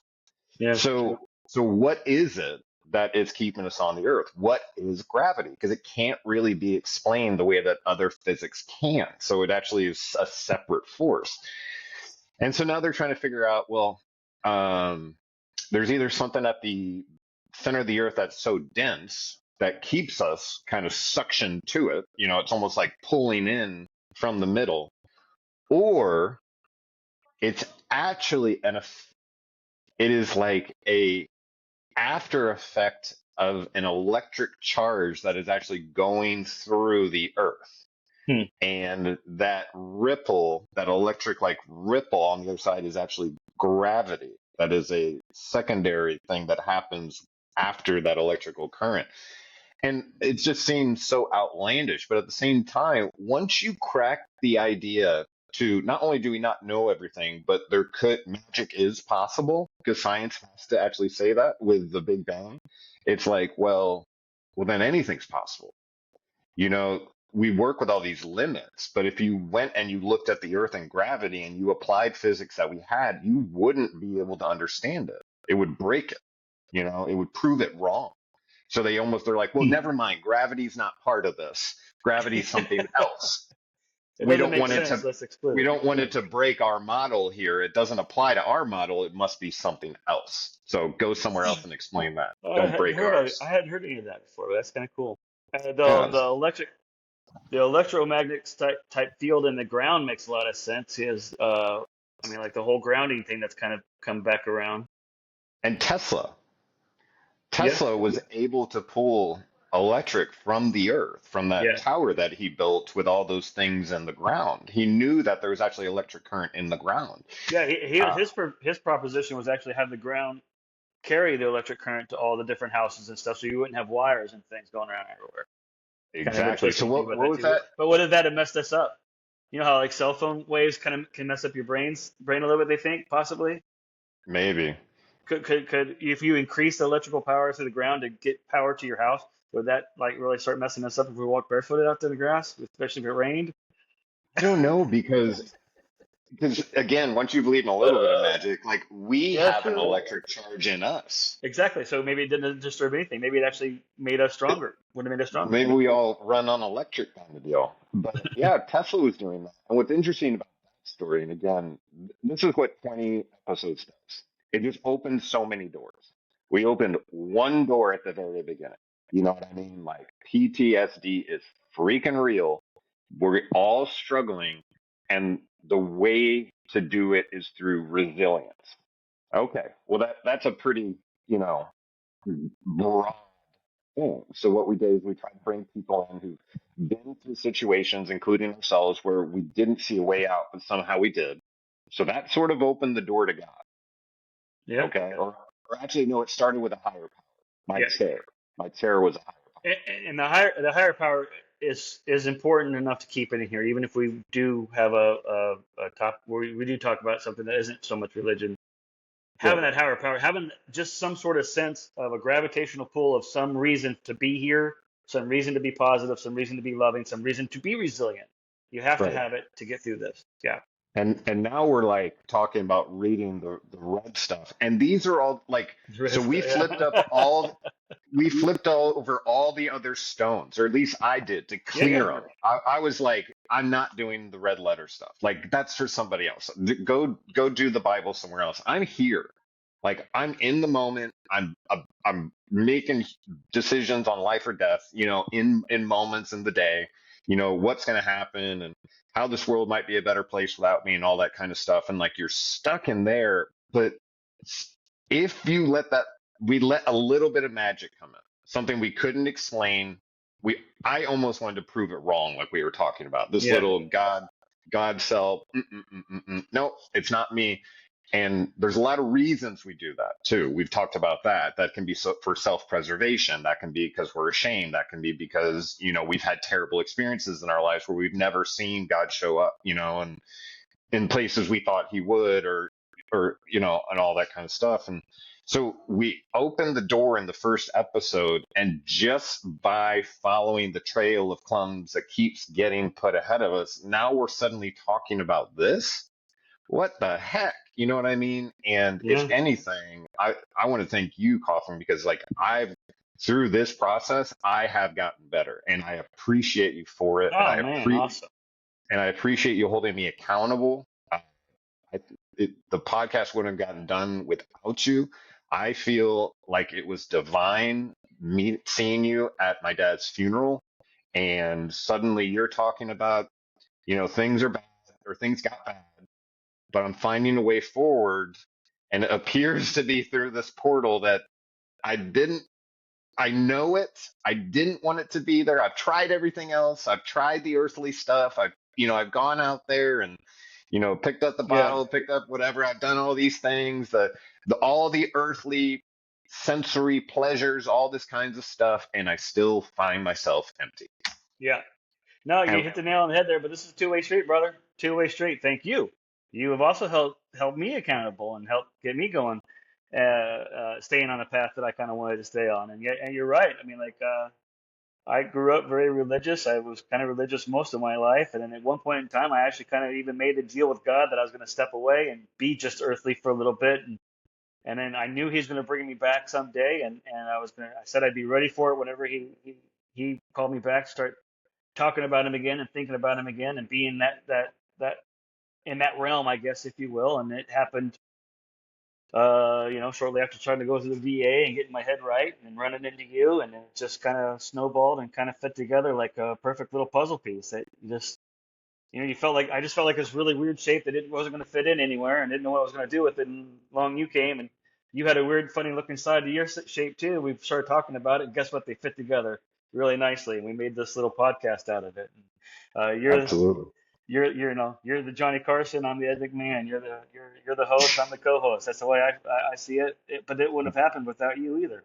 It was your idea. It was you had the program. You started having the thoughts and was getting And, ready. You just needed somebody to help push the boulder a little bit. and I think subconsciously we both knew that like we needed help. I don't think I knew it like when I was saying to you we should do a podcast, but I think we both knew there's somewhere else we need to go. There's something else here, you Well, know. I think the line that sold it to me was, hey, let's just get on here and talk about it like we were sitting in the patrol car waiting for something to happen. Yeah, Whatever low moment we had when we were sitting in the car, we were just talking about stuff, talking about life. Let's just have it be that. It'll be good for us. It'll feel good to get it off our chest. It'll be good to see you on a regular basis, even if it's on the phone and on the camera like this. yeah, And it then means a then lot to we me. could actually influence somebody and help somebody. And Yeah. being that was one of the main reasons I became a police officer. I remember saying this at several different interviews to be hired on. Like, why do you want to be a cop? Because I want to try to make the world a better place somehow, whatever little way I can. And this certainly fits into that mold as well. So thank you, my friend. And here we go. And we're gonna keep pushing and keep growing. I'm just gonna keep following the whatever the door opens. I'm just gonna Keep go in. trying to I'm not stay gonna. positive. Keep controlling what you Yeah, can control. Keep trying to share love and spread love. And when you feel the anger come in, try to take the time to wait for that water to stop boiling so you can see a reflection again, and you can be I the love glove that. being used. I shared that with Kate, the idea that you can't see your reflection when the pot's being boiled. Yeah. And I'm sure I didn't say it right, but she looked at me and she goes, that's really good. I was like, Yeah. yeah, that No, Dennis said that. I stole that from somebody too. Somebody else said that online. I don't remember who. Credit to where credit's due. I'm not trying to steal nothing. And what's I crazy too is thought like, it sounded good. When the water is boiling, you can't see the reflection in it. Wait till the water cools down and calms down, and then you can see your reflection in it again. That's when you can start making decisions about whatever it was that got you so angry. and it's really weird when like I finally got to the point when I was like, I'll just do whatever, just put it in front of God. I'll do it. I'm not going to think about it. I'm just going to do it. And then whatever it was for, it's for you, blah, blah, blah, blah, blah. And when I started helping people and playing golf and like all that kind of stuff, I mean, well, first off, since we started the podcast, we were able to kind of make some contacts, talk to some people, help some people with their own missions. They were able to help us, by Yeah. having us on or by coming on and all that kind of stuff. And we just like kind of put out in the world that we want to help people who are struggling, specifically anyone who might have be specific to where we came from. You know what I mean? Because we could probably help them more than just a random person. You know what I mean? We can Right. actually Well, say, but it blossomed even into random people. Remember, like the very first episode, or one of the first episodes, we had a comment on one of the YouTube channels that got taken down right away before I got to really read it. But I remember the main part of it was being diagnosed with PTSD and not being a first responder and feeling guilty or something like that. So yeah, much so that we ended up doing a whole episode just to address whoever it was that wrote that or anybody that felt that way that didn't write it. Like, yeah, no, this is not just a first responder problem. This is not just a military problem. Everybody faces adversity and has problems and can have PTSD moments and have to be resilient to how to overcome it. I mean, it doesn't have to be a PTSD moment. It can just be a really bad day. It could be Yeah. bad life things. Death in the family is going to give you PTSD, especially if it happens when it's not supposed to happen. You're going to It's a start thinking about normal. death more things. Yes, it's actually a Yeah. very normal reaction to a very abnormal situation. Yeah. It's a absolutely normal human response to an extreme circumstance. And it's actually, I don't even want to say that, to any situation that seems overwhelming, Yeah, because you can't actually quantify what would be traumatic for you or me and like right. all that kind of And stuff. everybody's levels are different. Yeah. Just from maturity levels, from intellect levels, from hormonal level. I mean, let's face it. And where Somebody you with are in your with story. yeah, somebody with like Asperger's or any their Yeah. mental capability, even though they're in their 20s or 30s, their mental capability is still that of a of an 8-year-old or a 10-year-old type of range. Yeah. They're going to respond differently to losing their lollipop than we will. But to them, Yeah. that could be like almost the worst thing ever. So Right. and I just say that to illustrate that there are so many different varying degrees of trauma and how to be resilient, how to overcome situations. And they're all normal responses to situations that felt really bad, made you feel, that brought you down. Yeah. And you're having normal responses to it, but the tools to come out of it are all the same. And that is to talk to somebody, to admit it, to recognize that you have these feelings and that it's okay. And then how to overcome it, to be positive, to find a positive outlet, whether it's running, whether it's golf, whether it's tennis, whether it's horseback riding, whether it's drawing, painting, music, something, reading a book. Find something Serving. positive to do with your energy to get through this bad thing, to find more tools for the toolbox, more situations of other people that have gone through the same things and how they gotten through it. You're normal. It's Yeah. okay. Yeah. That's the end result. It was okay to feel these things. It was okay to feel that scared. It was okay to feel that bad. Mhm. Now what do I do with it? Right. Well, wallow in it and stay sad, or get positive and start doing something. So Yeah. move a rock, fix your sock drawer, get the first steps going. And give yourself, like, Oh yeah. focus on you, not on the rest of the world. Because Yeah. when we start, I am so Control what you guilty can of it control. What without everybody else anyone thinks about you saying is none of your business. yeah. What everybody And else says so behind your back is none of your business. Who cares? Do so you? even starting the podcast, I was like, there's all these worries. What could go wrong? Will we Yeah. look stupid? Is this bad? Is it worth it? Is it worthy? Is it like all these kinds of things? And what we did is we just tried to be like, you know what? Let's just do it. What's the Yeah. worst thing that could happen? Let's just do it. And then we kind of jumped and we're like, I guess we could keep going. Yeah. And then Might as well. we just like, okay, well, that was interesting. That Then we actually relates had to some that. guests. That was cool. And we And got a so couple more kind cool. of lining up. A couple people that have expressed some interest that might line up to have a So few more. things keep adding up. We've been invited to help at an adaptive golf clinic Oh at yeah. the Mitsubishi Electric Classic uh, event coming up this week. We're actually going to be at a Champions Tour PGA event. Yeah. This is my first senior tour event. Hopefully Yeah, next one and I we're can going play in one of these days. and and we were invited by David, who we had Yeah. on the show, to come out and help. And the primary focus that day will be helping first responders and veterans get into the game of golf by whatever means they can. And they're going to have all this cool equipment there that will show people how it's possible and all that kind of stuff. You and I are going to get to swing some clubs. We're actually going to try out some new equipment, I think. So Oh really? we don't have to take our clubs. I talked to David recently, so we don't have to carry them around that whole day. You know what I mean? Huh? He's going to have stuff on the range. He may even have some demo clubs from different manufacturers who are, it's an event, so they're going to put on promos of their equipment, and we're going to be the ones Wow. kind of messing with it. Now, how neat is that? I didn't see that coming. No. That is so That's gonna be crazy. fun.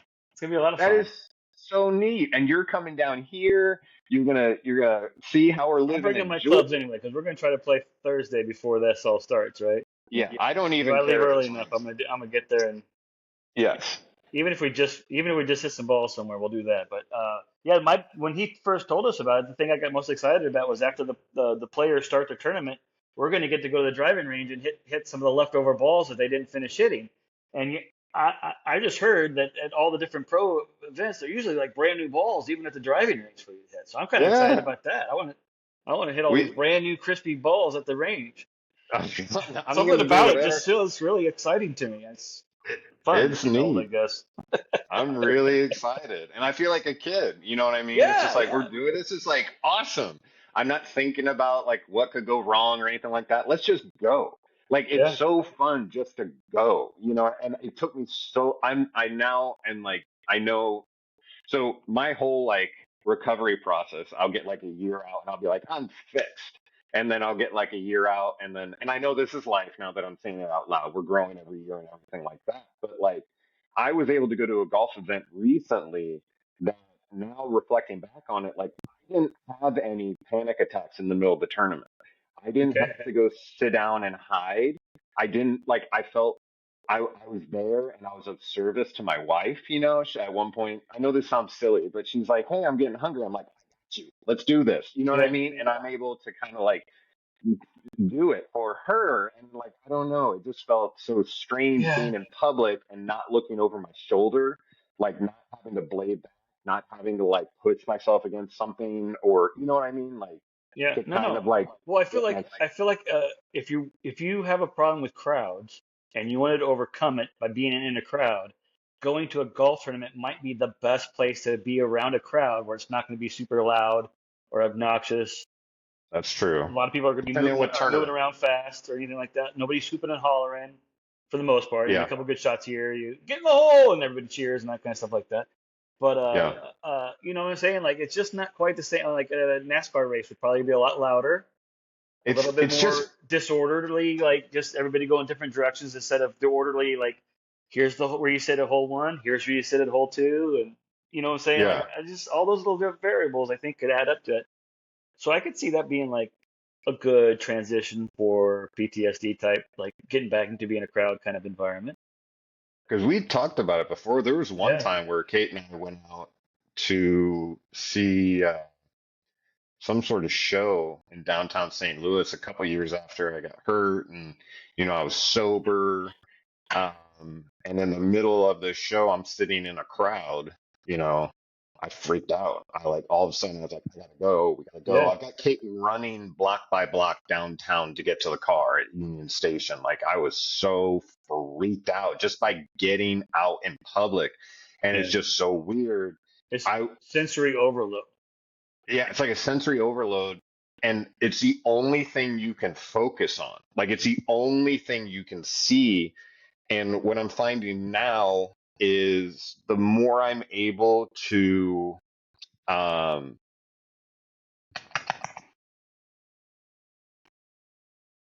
I was going to say get outside of my body, but that's not right because that means like you're basically in the crowd. So I guess it's more like I'm just in my lane.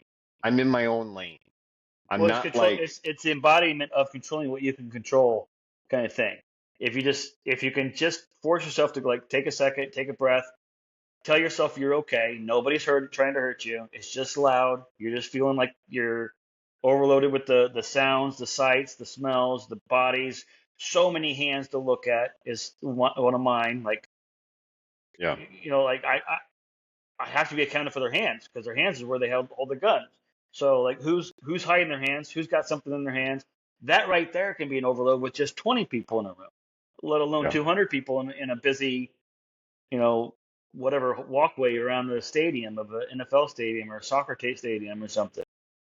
This is going to sound crazy, but I bet I've I had to know. go through the process where I've had to let people get close enough to me where if they were going to hurt me, I wouldn't be able to stop it almost. It's like I know they've got the drop on me since all of a sudden they're standing right here on my shoulder. They could like do whatever they wanted. And I want to push off. I want to get in front of them, like all that kind of stuff. But I have to like make myself stand there. And my brain's weird. I'm almost like, okay, if you stab me right here, then I die. At It least I is what died it is. trying. At least I died Yeah. trying to get better. That's what I would And probably say. I like I'm coming to the point like if if I do get stabbed right here and that's your plan for me, God, then cool. You know what Yeah. I mean? Well, there you go. But you The- still gave up. You kind of gave up that control function a little bit, and it ended up yeah. being better. It feels sickening at first. It feels sickening at first when you're like, really, when someone's right there, you don't know them, and they It's almost are putting out an an energy that extreme you're like, vulnerable feeling. Yeah. yeah. And you're just like, but like you just said, I guess by going through those experiences and just being like, okay, if this goes, and my brain is very much like, I guess, uh, Jainted by trauma because I'm thinking you are going to stab me. You know what Right. I Right. mean? A Right. normal person isn't like thinking you're going to stab me. Like I'm already like right now. I'm not even like mentioning the things I've already cleared in my head. I'm like most likely they didn't get a gun into this event. You know what I mean? So they probably got a blade. They're they're going to stab me. They're going to move through the crowd right afterwards, and I'm just going to be standing. You know what I mean? My brain is extreme with trauma, but I, I basically like It's for normal a with long trauma. I like for a long time resisted it. I'm like, never is anyone going to get the drop on me. Right. Never will this happen again. Never, never, never, never. And now I'm just like, I think I've gotten to the point and where I've worked and I have gotten healthier, but I've also gotten to the point where it's just so exhausting trying to always be on guard for everything that could be coming at you because when you're doing that, you're missing everything else.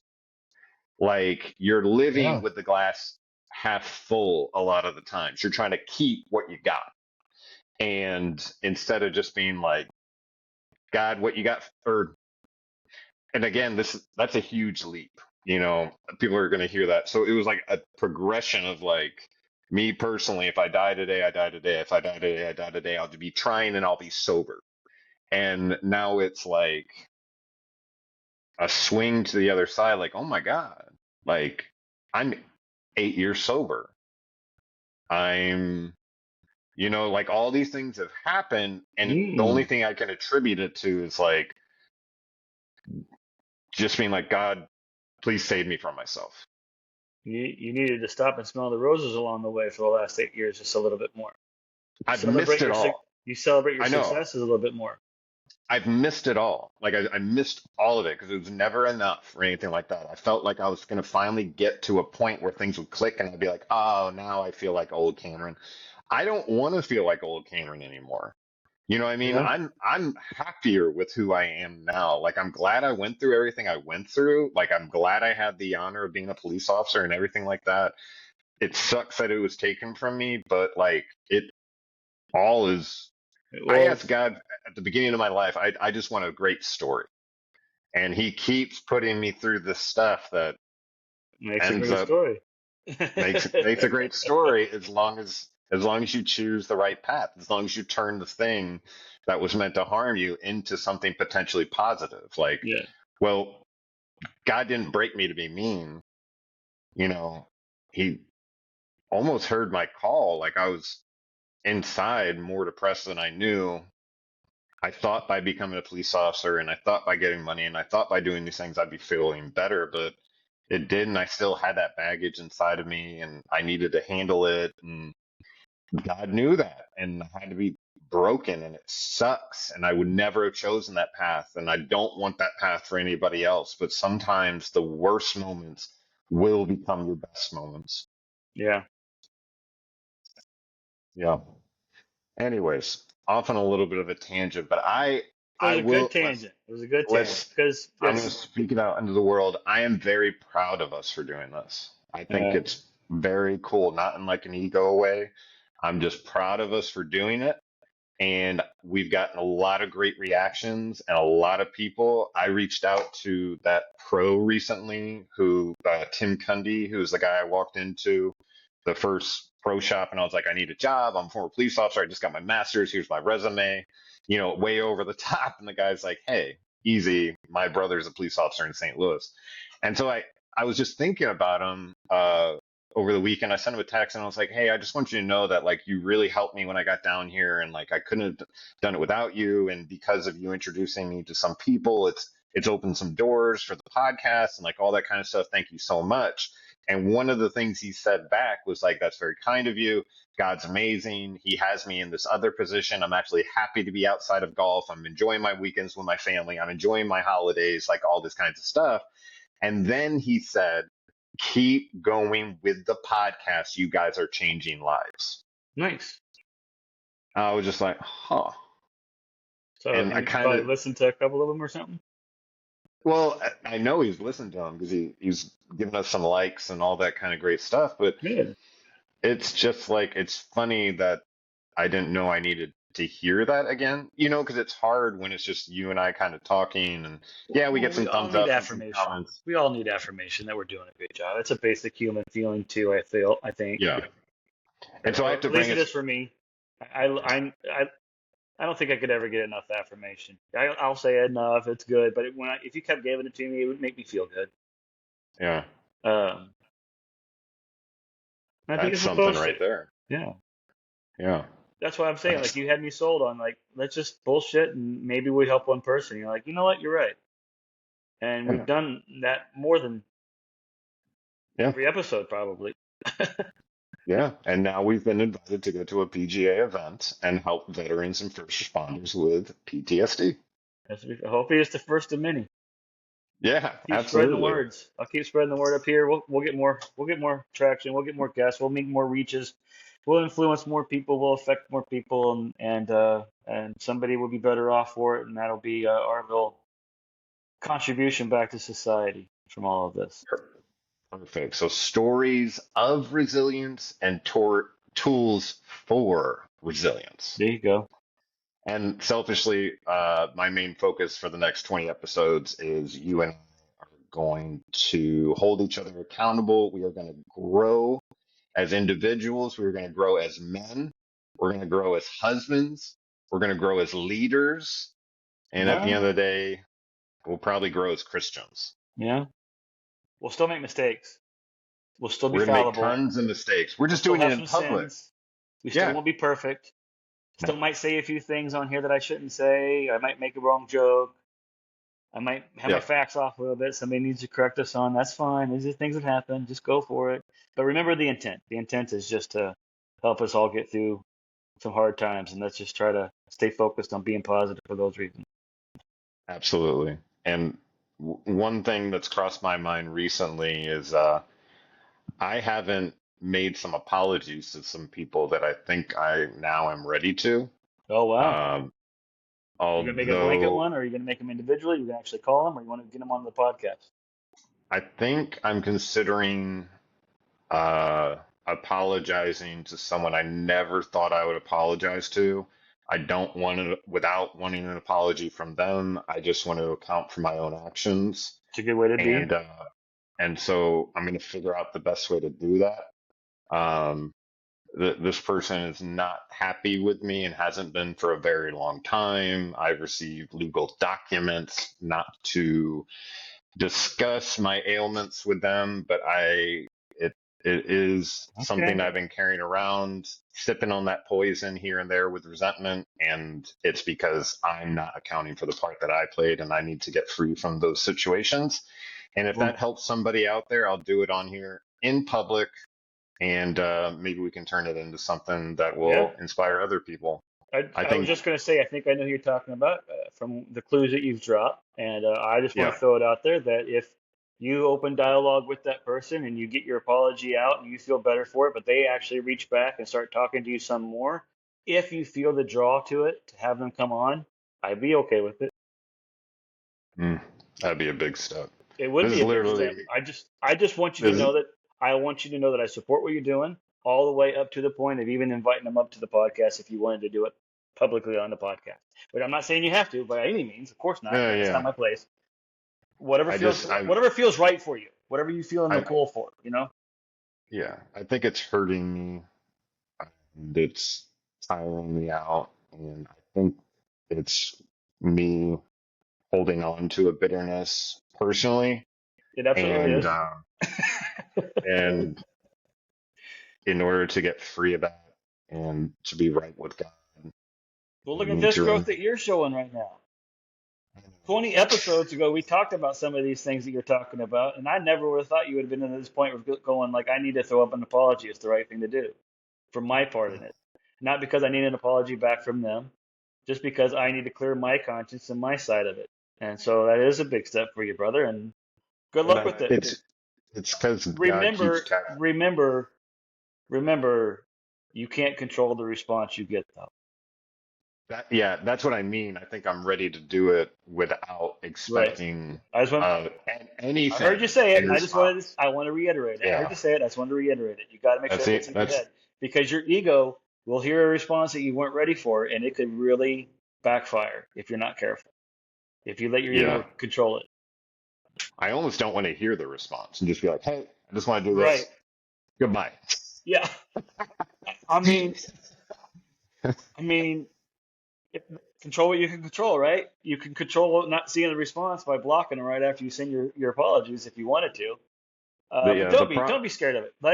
Don't be scared of it. Let the response come back for whatever it is. I bet you it'll be more positive than you think, even if it's not as positive as you'd hope.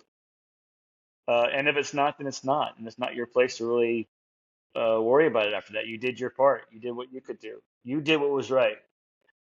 even now without doing it, it's good we're talking about it. Yeah, yeah. And This is the first step. this This is is the what we've done. first. This is what we've said all along too. You got to talk about things. When you have these dialogues going inside your head, you got to get it out of your head to somebody so you can hear it kind of reflected and bounced around outside in the real world, and then it'll start to clarify how much sense it really has made, what you need to scale back on, or what you need to do more of. It's You got definitely this. like you can lead the horse to water, but you can't make him drink. I am the Correct. horse, and Yeah, no, no. But I you're am parched, thirsty. but I. You're thirsty. Yeah. You're at the water, and now you're refusing to take a drink because you're worried about I don't know what your reflection looks like in the water while you're drinking. Maybe I don't know what it is.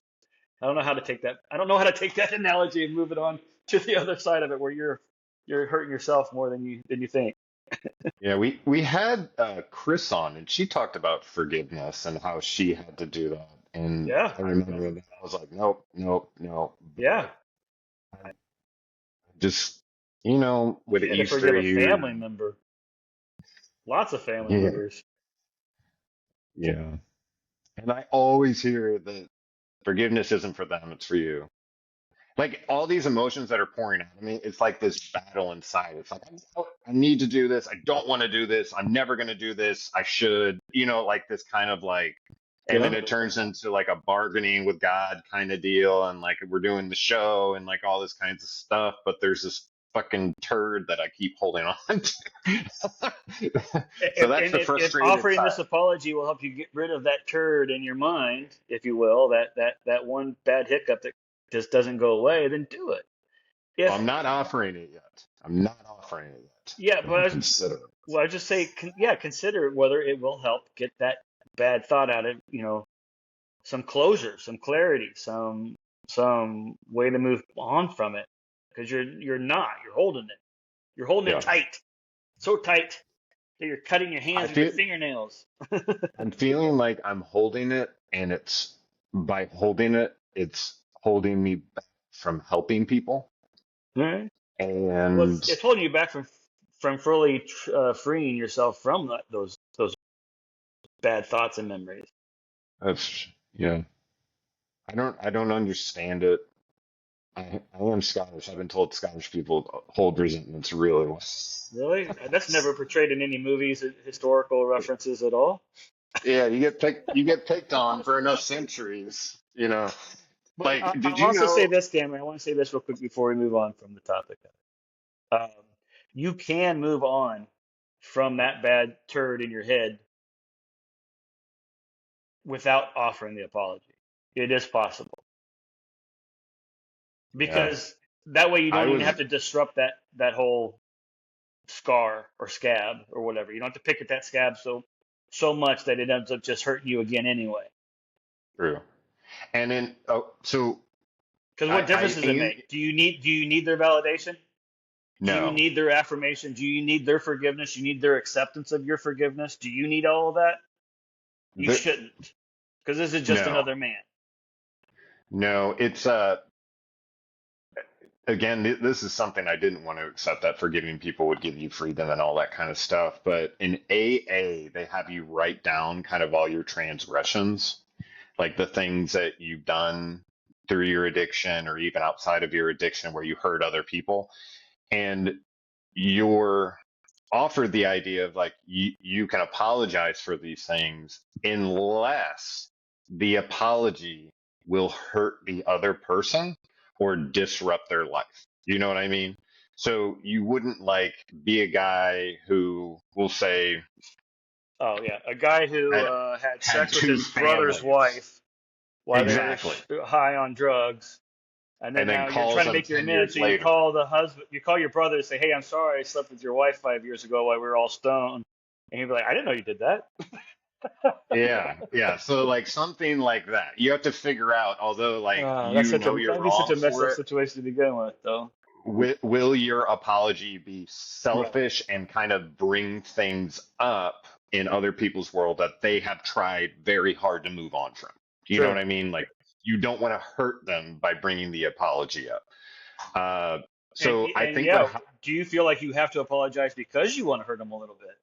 That's something you that got to. that That's your ego that examination you got to do too. because that's not an apology. No, no, that's just weaponizing your words to try to say, "Oh, I was just apologizing," but really you're just trying to mess them up. An apology for me is like me honestly knowing that the way I could see it is like holding someone to a standard that maybe was unfair, or Okay. thinking that somebody was somebody based on their actions, words prior to an event, but didn't come through. Do you know Yeah. what I mean? So it's like, anyways, there's But lots of then there's stuff. So, also still the whole idea that the past happened the way it happened. It couldn't have happened any other way because it didn't. mhm, And to dwell on it and focus on it and be your day affected by it is not really positive. And the only yeah. really thing you need to do is take the lesson out of it of how you could have done something different and how you'll try to do something different the next time something like that comes around. And then just be done with it. And I have to Wash your be hands of deep it. too. Just I have wash to your be hands of it. deep, and I have to think, does that, well, first off, am I going to heaven? That person's going to hell. I'm wrong if I think for a second that I'm better than anybody Exactly. else, right? Right. And then it's like, so if we're both going to heaven, whose spot will be bigger? Neither of ours. Yeah. Everything's equal. Yeah. There's no It doesn't person matter. higher Yeah. than another. So I am holding myself higher by pointing down at this Uh huh. person and By even saying, saying you I need to are wrong. apologize about something that I did, or you need to apologize about something you did. And I also expect, I have received so much grace and mercy from God in places where I shouldn't have received it. I don't understand how I'm sober 8 years later. Like I don't. I know that sounds crazy, but alcohol like had me. It Yeah. was like alcohol had me, and I couldn't imagine life with it, and I couldn't imagine life without it. It was my world. I was Yeah. going to die by drinking. And now we're sitting here 8 years later and we're talking about for, forgiveness. What? And even just thinking about it, it does like it activates me a little, but it not as much as it used to. And I feel somewhere God's like working in me and being like, okay, do you remember this? You think this is right? Yeah. And then there's like all these excuses like, I well, know. yeah, I yeah, I can know. do this. I I can know. do this. I know. My prayers. And I then know. and then and then it just like and then I clean up everything else. I try to clean up everything else and just had that little thing in my back pocket with a couple people. And every time I pull it out, it hurts me. It puts bad energy out into the world, which means I'm bringing bad energy into my home Yeah. where my wife lives. And I can only see this now so many years later. So many years later. And that would, I think that would be a good reason to think about the past, is you're still pulling lessons out of it. You're still trying to pull a positive lesson out of Yeah. it. As long as you're doing it that for that reason, I think that's still okay. If you're Yeah. trying to pull negative things out of it, though, that can't be good. Right. But at the end of the Right. day, you still can't change anything about the past, no matter what. Whether you're pulling good lessons or bad lessons out of it, you still can't change anything. So just be careful how much you dwell in it, because you're here now, and you're gonna miss. You just missed a few seconds of now because you're thinking about Correct. then. Yeah. Yeah. I'm tired of it. Like Yeah. that. Stop thinking about then. Think about now. Well said.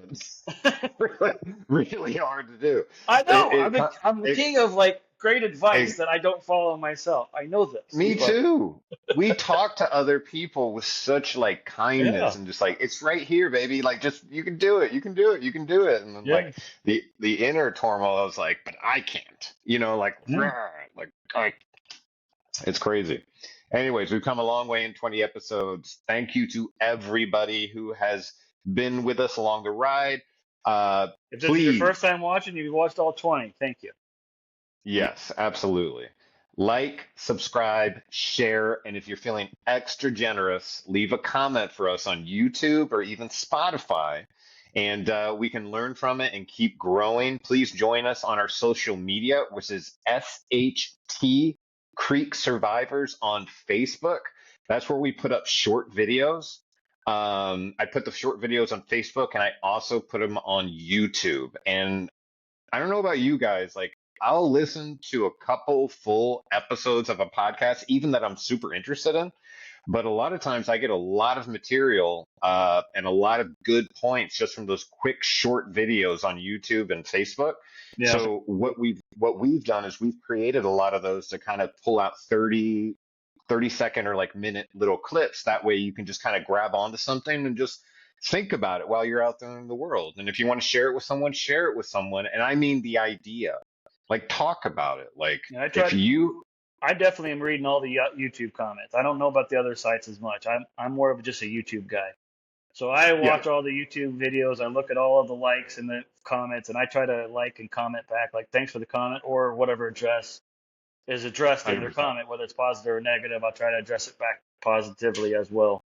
Yeah, Um, bring the negative too, because that if you're it helps having a keeps everyone negative, accountability. Helps keep accountability. Well, I'm not. We're not scared of adversity. We're not scared of somebody absolutely, not agreeing with us or saying something different than what we say. Bring it we on. want We're to not learn. experts. We want to Yeah, learn. We we want to want to learn more learn. We want to perspectives. grow. Yeah, absolutely, Share your 100%. tools with Like, us, but even if we never use them, we'll have them to share with somebody else.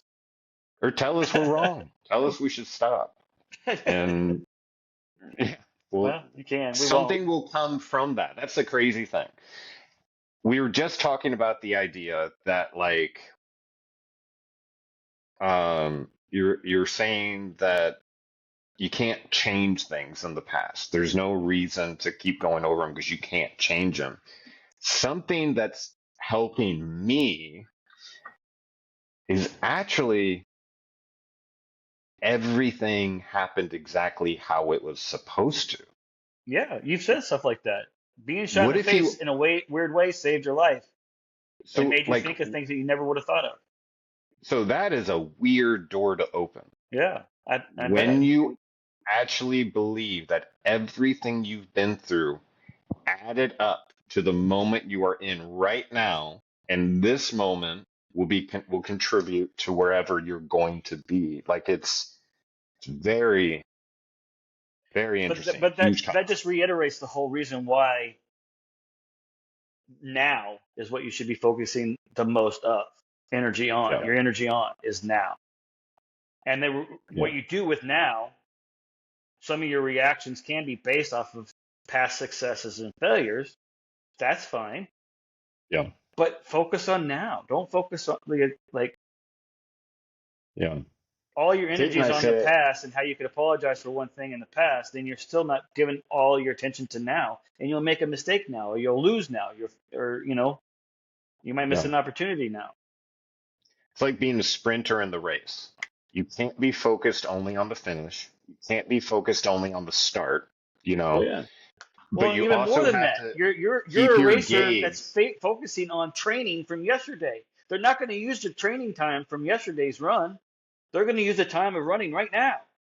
That's what I mean. So So like I'm saying the same actually thing. Just trying to. a sprinter has to be so focused on their actual steps in the moment. If they anticipate too far forward or too far back, they'll get skewed. And then in the moment, also, while they're doing step by step, if they start looking over at other people's lanes, they'll burn energy, they'll lose focus on their steps, and their steps will appear to be harder.